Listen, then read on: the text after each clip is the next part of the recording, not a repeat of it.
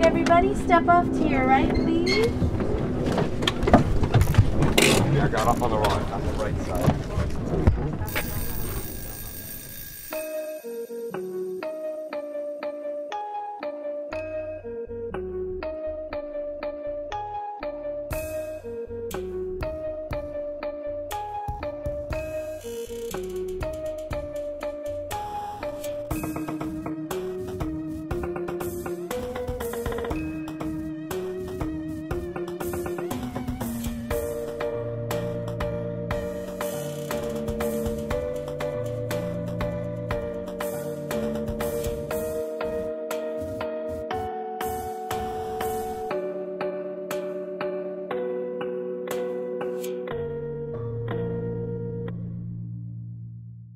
I do really like the tours because I get to educate people about the animals and mostly about the conservation and help, and really get people to understand how much animals need help and how hard it is for us to actually get that help for the animals, because a lot of it again is relied on donations, so we really rely on that for the animals conservation.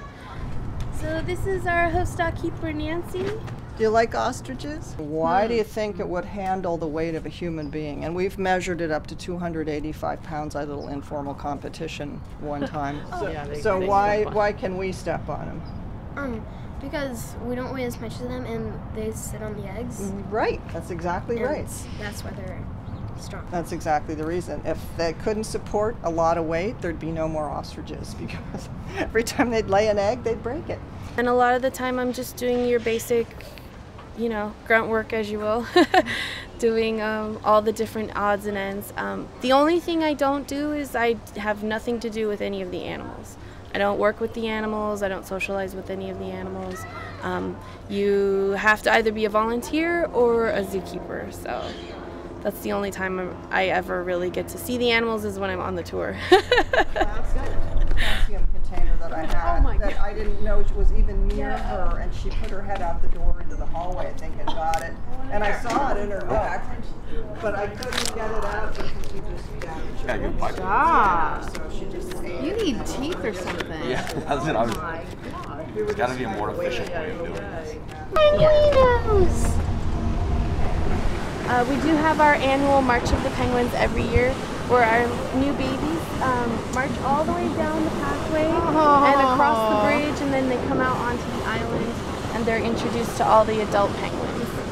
The most popular questions we get, especially this time of the year when we get these nice, somewhat warm days, usually have to do with the weather here in San Francisco and these guys living outdoors.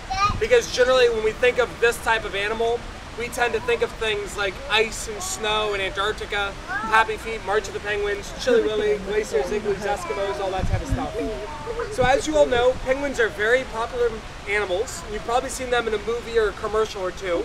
Unfortunately, with a lot of that popularity have come some very misleading stereotypes. The biggest one has to do with where they live. As a group of birds, penguins are actually very diverse and wide-ranging. There are currently 19 different species of penguin that live on this planet with us, and of those 19 different species, there are only about 3 or 4 that you're going to find in Antarctica.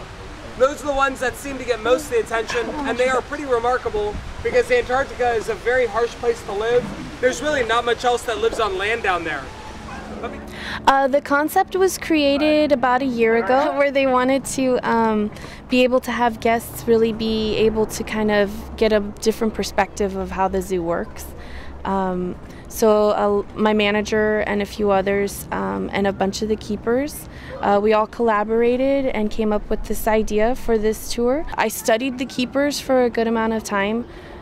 We probably worked together for maybe 2 months. And then everything else I learned on my own as I went. My first tour was not very good. I was so nervous, and I had never done one before, so I had no idea what I was doing.